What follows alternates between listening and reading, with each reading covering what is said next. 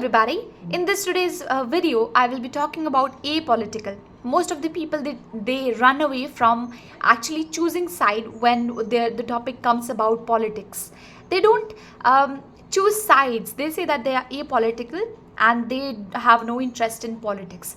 But I would like to ask you, if you are not taking any stance, if you're closing your eyes and saying that it doesn't matter what the world is going through, if you say that whatever the war is happening, just because I am not affected by it, so I will not care for what's happening. Why should I bombard myself with information that is not necessary to me? So I would say that that is actually true as well. But being apolitical, by being apolitical, you are being ignorant. The reason is your refusal to care about politics isn't a sign of intellectual human being or like an enlightenment. I would say it is a declaration of extreme unchecked privilege. So most of the people that they say that they are not concerned about the politics, what's happening in the politics, I would label them as privileged human beings, because their life doesn't change whether which political party comes into the being, what war is going forward, and who is fighting with whom. So this whole fight and this scene doesn't affect them. So that is the reason I call them as privileged, because they are not facing the discrimination or the consequences of the politics. If you don't care about politics, it is because it isn't hurting you.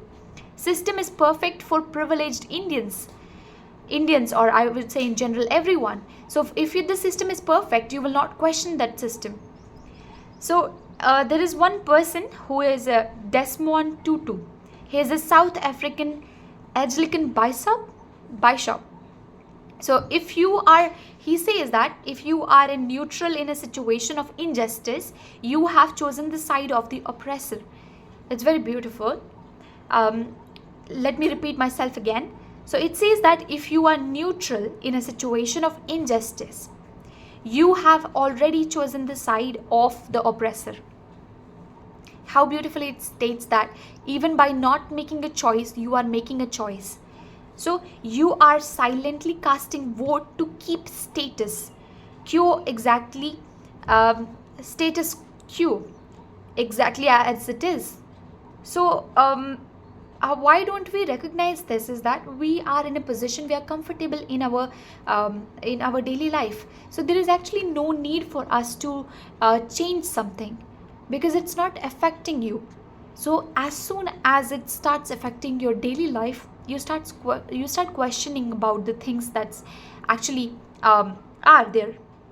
So for example, for Dalit, for an Adivasi, a daily wage laborer, or a religious minority, politics is their survival.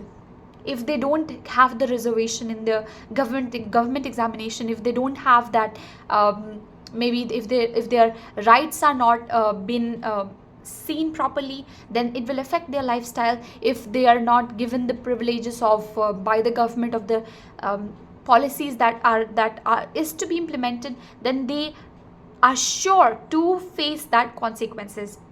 So for them, it becomes the survival, the scenario of survival. So that's the reason you might have seen, you might see that most of the students who are affected by the examination system, the corruption, they fight and come on the ground to actually take action, so that their words can be heard properly.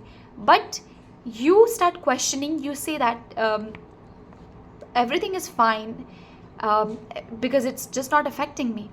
That's completely wrong. In democracy, you should be in the position to question the right and the wrong, right?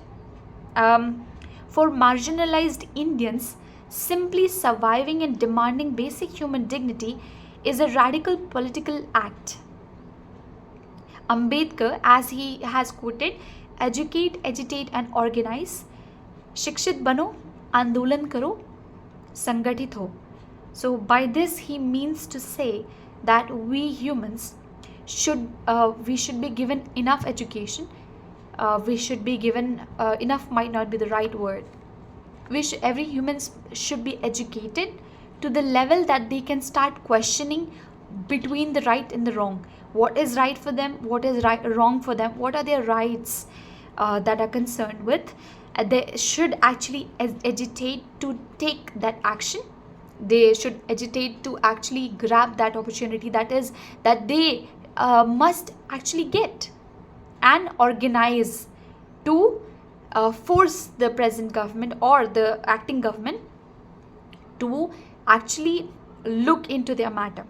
Now, those who say to be away from politics are the one who hold the power of politics.